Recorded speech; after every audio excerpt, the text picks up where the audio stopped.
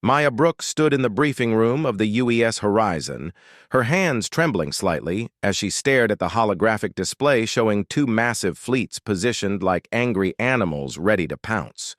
The human ships looked small and crude, compared to the elegant crystalline vessels of the Luminari Empire that glowed with an inner light against the darkness of space.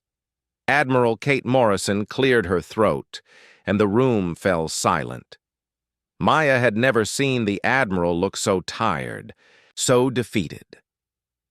The older woman's gray hair was pulled back in a strict bun, but several strands had escaped to frame her worried face. "The negotiations have failed," Admiral Morrison announced to the gathered officers. "Ambassador Davis tried everything, but the Luminari refused to share the quantum crystal mining rights in the Kepler sector. They claim the entire region belongs to them by ancient right." Captain Lisa Martinez, Maya's best friend since academy days, shifted uncomfortably in her chair. "What about our settlements there? We have 3 colonies with over 2 million people."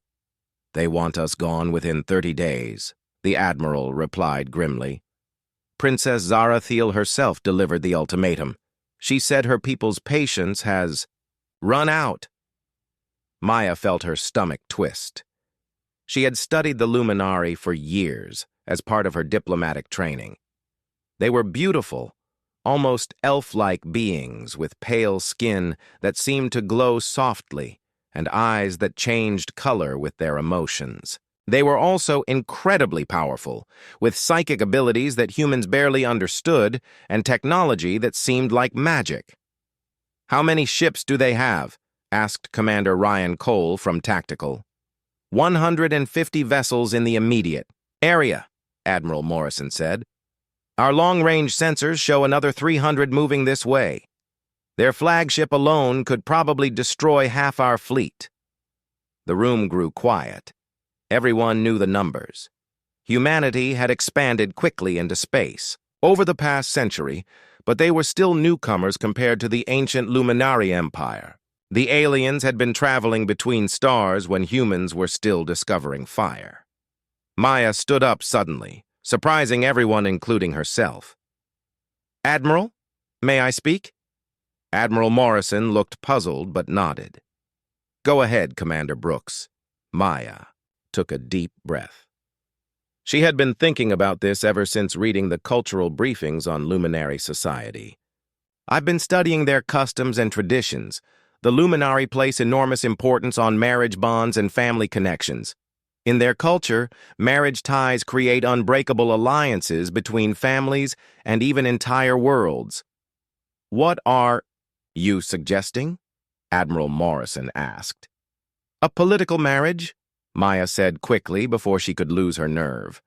"If someone from our side married into their royal family, it would create a blood bond that their culture would never allow them to break.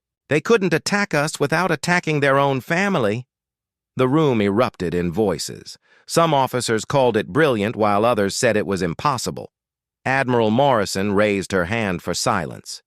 "Even if they agreed to such a thing, who would volunteer for such a mission?" the Admiral asked. "It would mean living among aliens for the rest of your life, probably never seeing Earth again." Maya's heart hammered in her chest. She thought of her parents back on Earth, of the small apartment where she grew up, of all the dreams she had for her future. Then she thought of the 2 million people in the colonies who would die if war broke out. "I volunteer," she said quietly. The room went dead silent. Lisa stared at her with wide eyes, shaking her head slightly. Maya ignored her friend's expression and looked directly at Admiral Morrison. "I'm qualified," Maya continued. "I speak basic Luminari, I've studied their culture extensively, and I'm unmarried with no family obligations. Most importantly, I'm expendable." "Maya, no," Lisa whispered, but Maya kept talking. "It could work," Maya said with growing confidence. "We just need them to agree to meet with us one more time. I'll make the proposal directly to Princess Zarathiel. The worst they can do is say no, and then we're back where we started." Admiral Morrison studied Maya's face for a long moment. "You understand what you're suggesting? This wouldn't be a temporary assignment. Marriage in Luminari culture is permanent and sacred. There would be no coming back from this. Maya nodded. I understand, Admiral. But if it saves millions of lives and prevents a war we can't win, isn't it worth trying? The Admiral was quiet for several minutes, clearly thinking through all the implications. Finally, she spoke. I'll contact Princess Zarathiel and request one final meeting. But Maya, if she agrees to see us, you'll have one chance to convince her. One chance to save both our peoples. 3 hours later, Maya found herself in a small shuttle approaching the Luminari flagship. The alien vessel was enormous, easily 10 times the size of the horizon, and covered in crystal formations that pulsed with soft blue light. As they drew closer, Maya could see intricate patterns carved into the hull that seemed to move and shift like living things. The shuttle bay they entered was unlike anything Maya had ever seen. The walls were made of some kind of living crystal that grew in organic curves and spirals. Soft music seemed to come from everywhere at once, and the air itself glowed with tiny dancing lights. Princess Zarathiel was waiting for them, surrounded by 6 tall guards in flowing robes. Maya's breath caught when she saw the princess for the first time in person. She was even more beautiful than the holographic transmissions had shown, with silver hair that moved like water and eyes that currently glowed a deep purple color. Admiral Morrison, the princess said in perfect English, her voice musical and clear. You requested this meeting to discuss terms of surrender. Not surrender, Your Highness, Admiral Morrison replied. We come with a proposal for peace. Princess Zarathiel's eyes shifted to a cooler blue shade, clearly indicating skepticism. Speak quickly. My patience grows thin. Maya stepped forward, her heart racing. This was it. Everything depended on the next few minutes. Your Highness, Maya began, bowing in the traditional luminary fashion. I am Commander Maya Brooks, of the Earth Federation. I come before you not as a soldier, but as a woman seeking to unite our peoples through the sacred bond of marriage. The princess's eyes flashed bright gold with surprise. Several of her guards moved forward, but she held up a hand to stop them. When she spoke, her voice was carefully controlled. You propose marriage? To whom? Maya met the princess's gaze directly. To you, Your Highness. I offer myself as your wife, to bind our peoples in peace and end this conflict before it destroys us all. For a moment, the entire chamber was silent except for the soft crystal music. Princess Zarathiel stared at Maya with eyes that cycled through several colors before settling on a thoughtful silver. Then, to everyone's amazement, the princess smiled. Princess Zarathiel circled around Maya slowly, her silver eyes studying the human woman from every angle. The crystal chamber remained silent, except for the soft humming music that seemed to come from the walls themselves. Maya forced herself to stand perfectly still, even though her heart was beating so hard she was sure everyone could hear it. You offer yourself in marriage, the princess said finally, her voice like wind chimes in a gentle breeze. Do you understand what this means in our culture? Marriage among the Luminari is not a simple contract that can be broken when convenience fades. Maya nodded carefully. I have studied your customs, Your Highness. I know that marriage creates a soul bond between partners and their families. I know it cannot be undone. And yet you make this offer knowing that we are strangers, Zarathiel continued. You know nothing of my character, my desires, my dreams.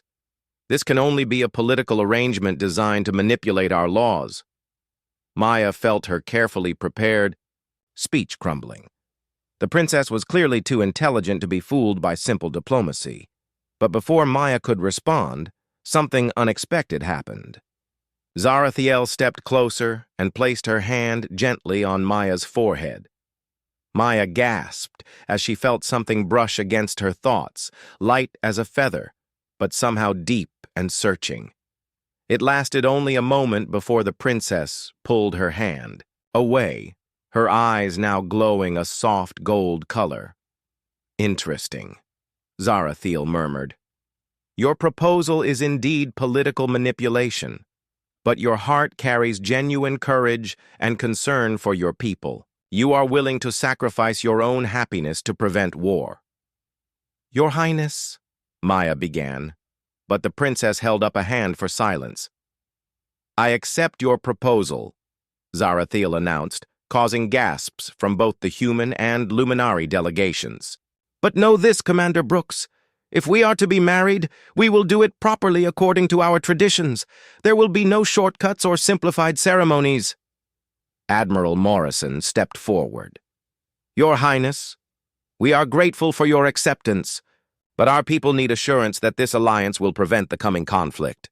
The marriage will be broadcast to both our civilizations, the princess replied.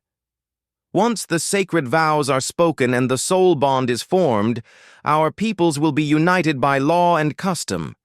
Neither side will be able to attack the other without committing an act of kinslaying, which is forbidden by our most ancient codes. 3 days later, Maya found herself on a neutral space station, preparing for a wedding ceremony unlike anything she had ever imagined. The station had been decorated with growing crystal formations that the Luminari had somehow cultivated in just a few hours. Soft light danced through every surface, and the air itself seemed to shimmer with energy. Captain Lisa Martinez helped Maya into the traditional Luminari wedding dress, which felt more like wearing liquid starlight than fabric. The dress seemed to respond to Maya's movements, flowing and shifting colors as she walked. I still think you're crazy, Lisa said quietly as she adjusted the intricate headpiece. You're about to marry a complete stranger from another species to stop a war. This is either the most heroic thing anyone has ever done or the most insane. Maya looked at herself in the mirror and hardly recognized the woman staring back. The Luminari clothing made her skin seem to glow, and her brown hair had been woven with tiny crystal threads that caught the light beautifully. Maybe both, Maya admitted. But Lisa, if this works, millions of people get to live. If it doesn't work, I'm the only one who suffers. What if she's cruel? What if she treats you badly? You'll be stuck with her forever. Maya had wondered the same thing, but something about her brief mental contact with Zarathiel had left her feeling oddly hopeful. I don't think she will be. When she touched my mind, I felt something from her too. She's not doing this just for politics either. She genuinely wants peace. The ceremony began at sunset, with representatives from both civilizations watching, via holographic transmission. Maya walked slowly down an aisle lined with crystal trees that hummed in harmony as she passed. At the end of the aisle, Princess Zarathiel waited in flowing robes that seemed to be made of captured moonbeams. The Luminari marriage ritual was complex and beautiful. Maya and Zarathiel stood facing each other while an elderly Luminari priest chanted in their ancient language. At certain points, they were required to touch hands, and each time Maya felt that strange mental connection growing stronger. The most crucial moment came when they were supposed to form the soul bond.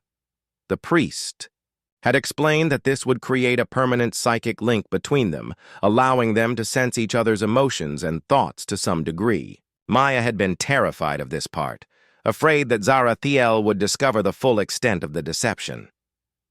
As their hands joined for the final time, Maya felt Zarathiel's mind touch hers more deeply than before.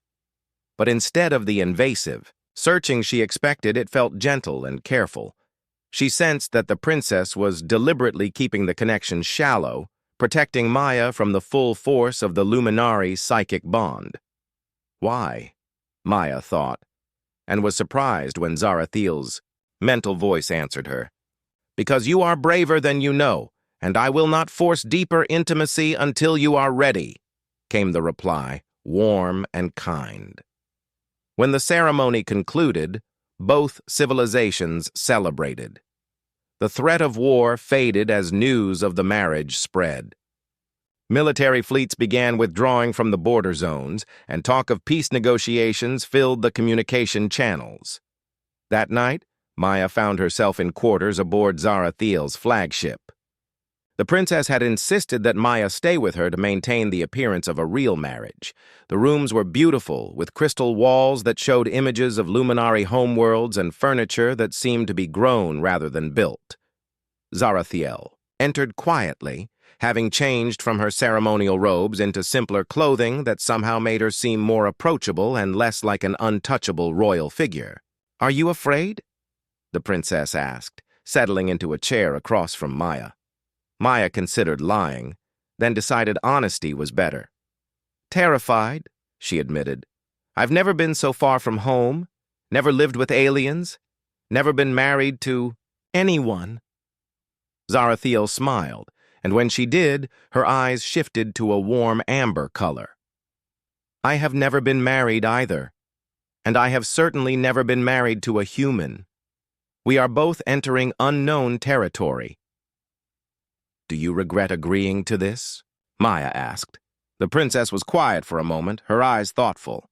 "Ask me again in a year," she said finally, "but for now, I am curious to see what we might become together." Maya felt a strange flutter in her stomach at those words. She had expected this marriage to be a cold political arrangement, but there was something about Zarathiel that made her think it might become something more. Outside the crystal windows, the stars shone peacefully, no longer the backdrop for an approaching war. Whatever else happened, Maya thought, at least, they had achieved that much. Two civilizations could continue to exist because she had been willing to take a chance on a marriage that was supposed to be fake, but was already beginning to feel surprisingly real. Maya woke up to the sound of crystal chimes singing a gentle melody. After 3 weeks aboard Zarathiel's flagship, she had grown to love the way luminary technology seemed more alive than the cold metal machines humans used. The walls of her bedroom glowed softly with the ship's version of morning light, and she could feel the gentle vibration of the engines as they traveled through hyperspace. She found Zarathiel in what the princess called her garden room, a large chamber filled with crystal plants that grew in impossible spirals and curves. The princess was tending to a small tree that sparkled like diamonds, her fingers glowing with soft energy as she encouraged new growth. "Good morning," Maya said, still feeling slightly awkward with the formal greetings. Even after weeks together, she was never sure how to act around her alien wife.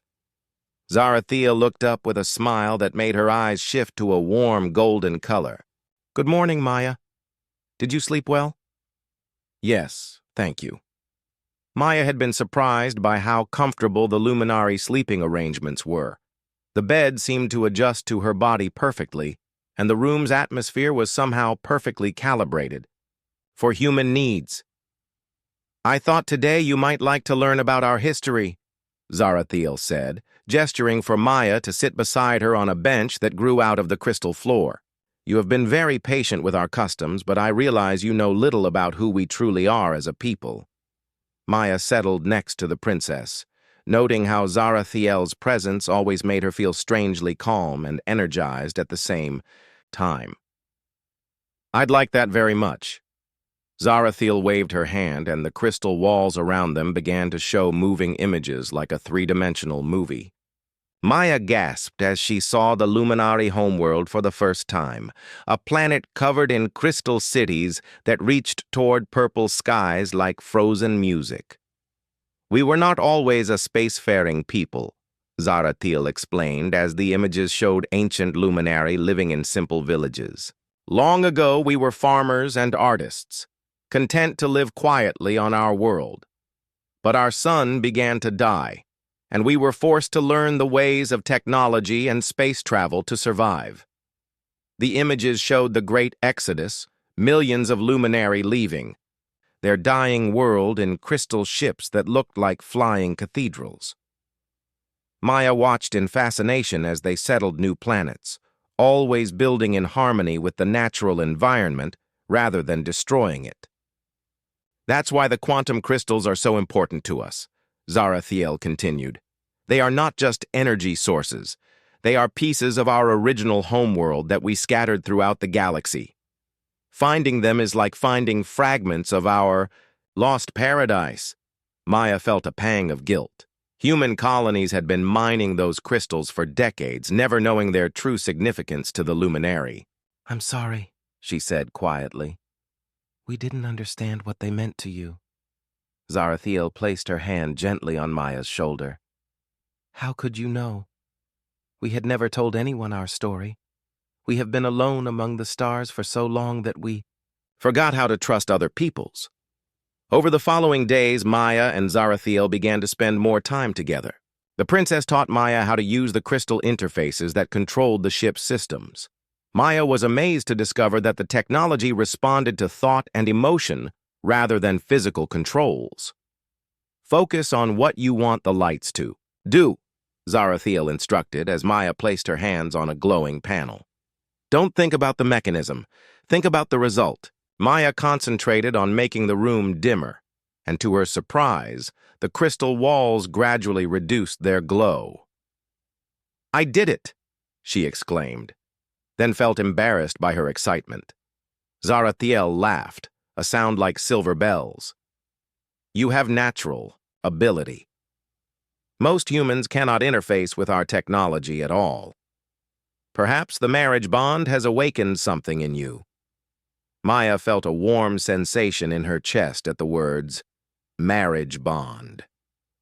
Over the weeks, she had begun to feel the connection between them growing stronger. She could sometimes sense Zarathiel's emotions, and the princess seemed to know when Maya was troubled or happy. Their daily routine became comfortable and pleasant. They ate meals together, with Zarathiel patiently explaining Luminari cuisine and Maya sharing stories about Earth foods. They worked together on drafting preliminary peace agreements between their peoples, combining Maya's diplomatic training with Zarathiel's deep understanding of galactic politics. One evening, as they reviewed trade proposals in Zarathiel's study, Maya found herself watching the princess more than reading the documents. Zarathiel's silver hair caught the crystal light beautifully, and her eyes were the deep blue color they became when she was concentrating hard. "Maya?" Zarathiel said, looking up to find Maya staring at her. "Sorry," Maya said quickly, feeling her cheeks grow warm. "I was just thinking about how different this is from what I expected." "Different how?" Maya chose her words carefully. "I thought this would be like a prison sentence, living among strangers, pretending to be something I'm not, counting the days, until I could go home. But instead, I find myself looking forward to each day, to learning new things, to talking with you." Zarathiel's eyes shifted to a soft purple color that Maya had learned meant thoughtfulness mixed with something else she couldn't quite identify. "I have been thinking similar thoughts," the princess admitted. "When I agreed to this marriage, I saw it as a necessary sacrifice for peace. I never expected to find a companion who challenges my thoughts and makes me laugh." "You make me laugh too," Maya said, then realized how that sounded. "I mean, not in a bad way. You have a wonderful sense of humor, even if it's different from human humor." They looked at each other for a moment, and Maya felt something shift between them. The political arrangement was becoming something real, something neither of them had planned for. Their growing friendship was tested when the ship encountered a group of space pirates attempting to raid a peaceful trading vessel. Maya watched from the bridge as Zarathiel took command with natural authority, directing the ship's defenses with calm efficiency. "Can we help them?" Maya asked as they watched the small trader ship struggling against 3 pirate vessels. "We are not a military ship," one of Zarathiel's advisors protested. "It would be safer to avoid involvement." Maya felt anger rising in her chest. "Those are innocent people being attacked. We can't just watch them die." Zarathiel looked at Maya with eyes that glowed bright gold with approval. "My wife is right," she declared. "We will defend the innocent." The battle was brief, but intense. The luminary ship's crystal weapons proved far superior to the pirates' crude energy cannons. But what impressed Maya most was how Zarathiel disabled the pirate ships without destroying them, showing mercy even to their attackers. Afterward, as they helped the grateful traders repair their ship, Maya found herself working alongside Zarathiel to distribute emergency supplies. They moved together with an easy coordination that surprised them both. "We work well together," Zarathiel observed as they carried medical supplies to the trader's injured crew. "We do," Maya agreed, then realized she meant it in more ways than one. That night, as they prepared for sleep, Maya felt a strange reluctance to return to her separate bedroom. She and Zarathiel had been maintaining the appearance of a normal marriage for their crews, but they had been sleeping apart to give each other privacy. "Zarathiel," Maya said hesitantly, "would it be appropriate for married couples among your people to share the same sleeping space?" The princess's eyes shifted through several colors before settling on a warm amber. "It would be expected," she said quietly, "but only if both partners truly wish it." Maya took a deep breath. "I think I would like that, if you would." As they settled into the large bed together, maintaining a careful distance but sharing the same space, Maya realized that somewhere along the way, her fake marriage had begun to feel like the most real thing in her life. She was falling in love with her alien wife, and the thought both thrilled and terrified her. She had no idea that Zarathiel was lying awake beside her, thinking exactly the same thing. Maya woke up to find Zarathiel already gone from their shared bed. Over the past month, they had grown comfortable sleeping in the same space, though they still maintained a careful distance. Maya had come to love the way Zarathiel's presence made her feel safe and peaceful, even in the depths of space far from everything she had once called home. She found the princess in her private office, speaking in hushed tones with one of her advisors.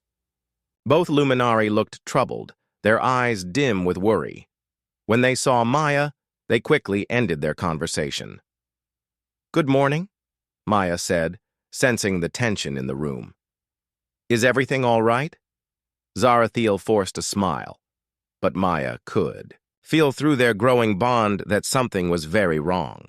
"Just routine diplomatic matters," the princess said, but her eyes were the dark blue color they became when she was deeply upset.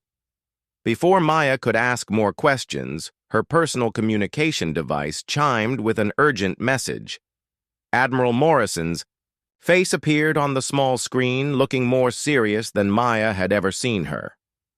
"Commander Brooks, I need to speak with you privately immediately," the Admiral said. "It's about the status of your mission." Maya felt her stomach drop. She glanced at Zarathiel, who had gone very still, her eyes now shifting to the silver color that meant she was listening carefully to everything around her. "I'll take this in my quarters," Maya said, trying to keep her voice calm. In the privacy of her room, Admiral Morrison delivered news that made Maya's world crumble. "The peace treaty is nearly complete," the Admiral said.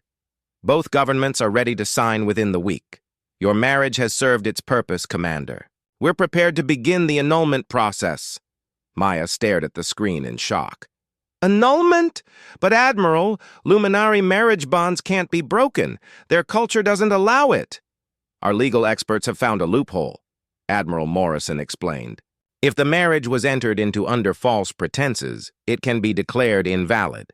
You'll need to publicly admit that the marriage was purely political manipulation with no genuine feeling involved." Maya felt sick. "But that would humiliate Princess Zarathiel in front of her entire civilization. It would make her look like a fool who was easily deceived." "I understand your concern, Commander, but this was always the plan. You volunteered for a temporary assignment to prevent war. The war has been prevented.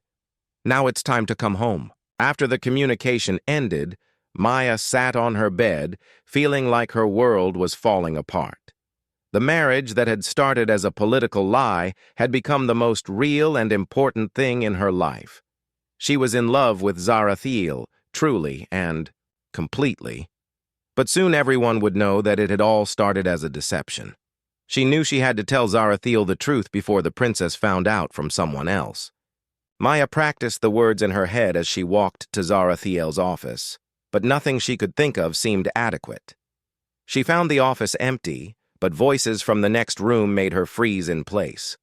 Through the open doorway, she could see Zarathiel speaking with an older Luminari woman whose presence radiated power and authority. Maya recognized her from diplomatic files as High Counselor Veltara, Zarathiel's mother, and the ruler of the Luminari Empire.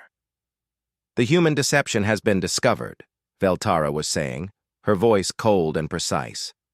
"Our intelligence sources have intercepted communications between their admiral and the woman calling herself your wife. The entire marriage was planned as a political manipulation from the beginning." Maya watched in horror as Zarathiel's face went completely blank, her eyes shifting to a pale, colorless state that Maya had never seen before. "Are you certain?" Zarathiel asked quietly. "Completely. The human Maya Brooks volunteered for this, assignment specifically to prevent our attack on their colonies. She has been acting under orders from her government since the moment she proposed to you." Maya felt her heart breaking as she watched Zarathiel process this information. The princess stood perfectly still for a long moment. Then her eyes blazed. With bright red anger, "She lied to me," Zarathiel whispered. "Everything we shared, every moment of growing trust and affection was built on deception." "I'm afraid so, my daughter. The question now is how we respond to this betrayal." Maya couldn't listen anymore. She turned and ran back to her quarters, tears streaming down her face. She had known this moment would come eventually, but she had hoped to control how Zarathiel learned the truth. Now the princess would think everything between them had been fake, when the real feelings had been the most genuine part of Maya's entire life. Hours later, Zarathiel came to find her. The princess's face was cold and formal, her eyes the dark gray color that meant she was forcing herself to feel nothing. "Is it true?" Zarathiel asked without preamble. "Was our marriage arranged by your government as a way to manipulate our laws?" Maya stood up slowly, her hands shaking. "Yes," she whispered. "It's true. I volunteered for the assignment to prevent war between our peoples." "And your feelings for me? Were those also part of the assignment?" This was the moment Maya had been dreading. She could see the hurt and betrayal in Zarathiel's eyes, could feel the princess's pain through their bond. Maya knew that anything she said now would sound like more lies. "At first, yes, it was all pretense," Maya said honestly. "But Zarathiel, what grew between us after that was real. My feelings for you are real. I love you." Zarathiel's eyes flashed with anger. "How can I believe anything you say? You have been lying to me since the moment we met. How do I know this isn't just another part of your deception?" "Because you can feel it through our bond," Maya said desperately. "You know I'm telling the truth about my feelings." "Our bond was built on lies," Zarathiel said coldly. "How can I trust what I feel through it?" Before Maya could respond, Veltara entered the room with several guards. "Princess Zarathiel," she said formally, "the human deceiver will be returned to her people immediately. We will demand compensation for this insult to our honor." "Wait," Maya said, stepping forward. "Please don't blame humanity for my choices. I exceeded my orders when I let myself fall in love.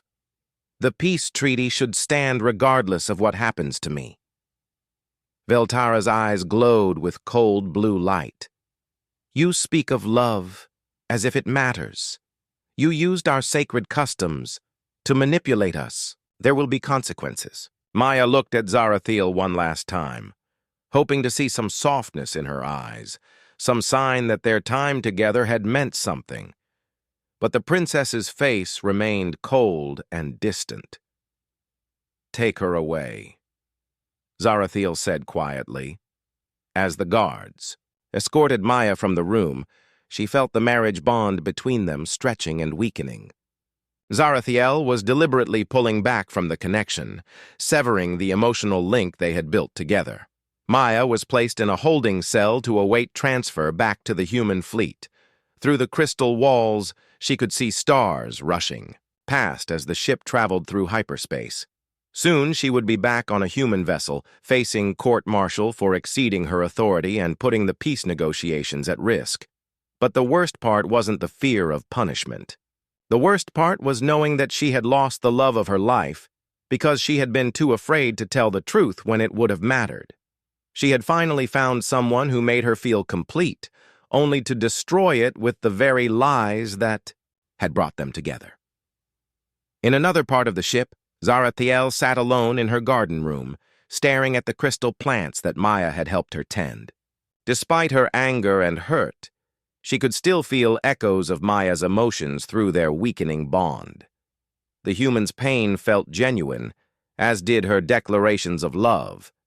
But how could Zarathiel ever trust her own feelings again, knowing they had been built on deception from the very beginning? Maya sat in the detention cell aboard the human transport ship, staring out at the stars and trying not to think about how empty she felt without Zarathiel's presence in her mind. The marriage bond had been severed completely when the princess had formally requested the annulment through diplomatic channels. Maya felt like part of her soul had been torn away. Captain Lisa Martinez visited her daily, bringing news and trying to lift Maya's spirits. The court-martial proceedings were scheduled to begin as soon as they reached Earth, and the charges were serious. Maya had exceeded her authority and endangered the peace negotiations by allowing personal feelings to interfere with her mission. "The media is calling you either a hero or a traitor," Lisa said during one visit.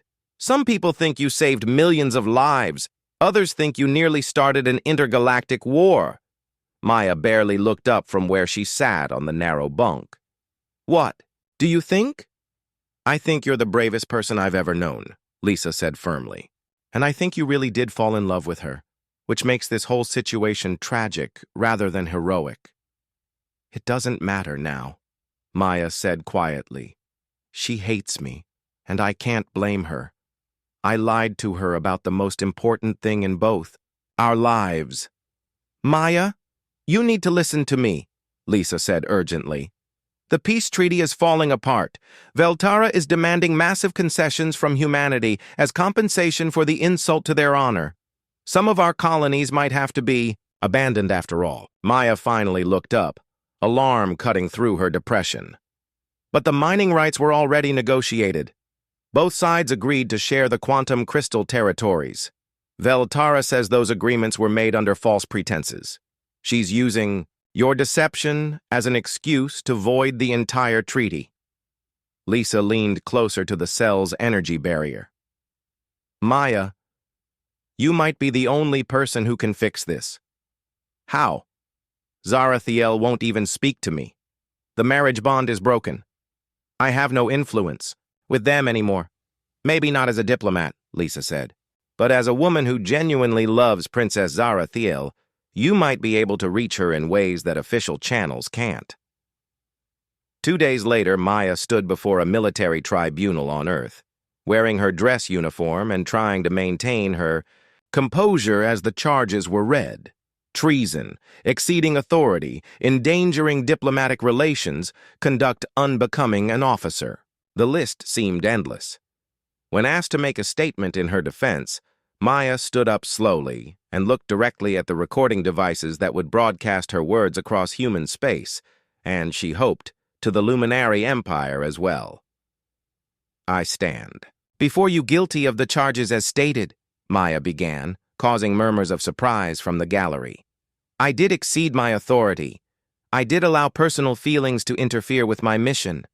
But I want to be clear about one thing. My love for Princess Zarathiel is real and genuine, and it grew despite the deception that brought us together. Not because of it." She took a deep breath and continued.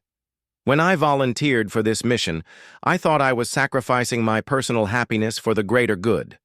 I never expected to find someone who would challenge my thoughts, share my dreams, and make me laugh in the depths of space. I never expected to find someone I would want to spend the rest of my life with. Maya's voice grew stronger as she spoke.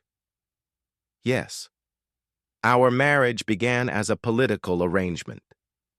But what grew between us was real love, real partnership, real understanding between two people from different worlds. I am guilty of falling in love with my alien wife, and I will never apologize for that. She paused, hoping that somehow, across the vast distances of space, Zarathiel might be listening. Your Highness, if you can hear this, I want you to know that every moment we shared after our wedding was genuine. Every laugh, every conversation, every quiet evening in your garden room was real. I may have lied about why I married you, but I never lied about loving you. Maya turned back to the tribunal. I accept whatever punishment you deem appropriate, but I beg you not to let my personal failures destroy the peace that so many people fought to achieve. Both our civilizations deserve better than war because of my mistakes. The tribunal recessed to consider her statement. Maya was returned to her cell to wait for their decision, but she felt lighter somehow, as if speaking the truth publicly had lifted a weight from her shoulders. She didn't expect the visitor who came to see her that evening. Admiral Morrison appeared at her cell, but she wasn't alone. Standing beside her was Princess Zarathiel, looking tired but beautiful in simple traveling clothes rather than her royal robes. Commander Brooks, the Admiral said formally, Princess Zarathiel has requested permission to speak with you privately. Maya stood up so quickly she almost fell over. She hadn't seen Zarathiel in person for 2 weeks, and the sight of her made Maya's heart race with hope and terror. Your Highness, Maya said carefully, not sure what was appropriate anymore. Zarathiel waited until they were alone before speaking. Her eyes were the soft purple color that Maya remembered, meant she was thinking deeply about something important. Watched your statement to the tribunal, Zarathiel said quietly. You could have claimed that everything was false, that you felt nothing for me. It would have made your situation easier. I couldn't do that, Maya replied. It would have been the biggest lie of all. My mother believes you are still trying to manipulate me even now. She thinks your declarations of love are just another human trick. Maya felt her heart sinking. And what do you believe? Zarathiel was quiet for a long moment, her eyes shifting through several colors before settling on warm gold. I believe that you are the most stubborn, brave, impossible woman I have ever met.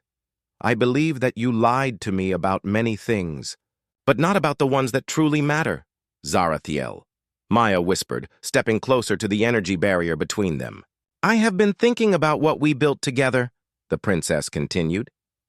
Yes, it began with deception. But what grew from that deception was real trust, real partnership, real love. Can something false give birth to something true? I don't know, Maya admitted, but I hope so, because what I feel for you is the most true thing in my life. Zarathiel placed her hand against the energy barrier, and Maya pressed her palm against the other side, wishing she could touch her wife's skin again. I have a proposal, Zarathiel said. Not a political arrangement this time, but a personal one. If you are willing, I would like to start over. No lies this time, no hidden agendas. Just two women who care for each other, learning to build something real together. Maya felt tears streaming down her face. Are you saying you forgive me? I am saying I love you too, Zarathiel replied, her eyes now blazing with warm golden light. And I am willing to fight for us if you are. The next day, Princess Zarathiel appeared before the military tribunal and the assembled diplomatic corps. She wore her full royal regalia and spoke with the authority of someone born to rule empires. The marriage between myself and Commander Maya Brooks will not be annulled, she declared. Despite its deceptive beginning, it has become genuine and sacred. I choose to honor the bond we have built together. She turned to address the human leadership directly. Furthermore, I will use my influence with the High Council to ensure that the peace treaty stands as originally negotiated. The mistakes of individuals should not doom entire civilizations to war. Veltara, who had accompanied her daughter to Earth, stood up in protest. "Daughter, you cannot seriously intend to remain married to this deceiver." "Mother," Zarathiel said firmly, "I am no longer the naive girl who agreed to a political marriage to prevent war. I am a woman who has found love and partnership with someone who challenges me to be better than I was. I will not abandon that for the sake of wounded pride." Maya was released from detention and given a formal reprimand rather than a court-martial sentence. The peace treaty was signed with great ceremony, establishing humanity and the Luminary Empire as allies and trading partners. Maya was assigned as the permanent human liaison to the Luminary government, a position that would keep her working closely with her wife. 6 months later, Maya and Zarathiel held a second wedding ceremony, this time with complete honesty and genuine joy.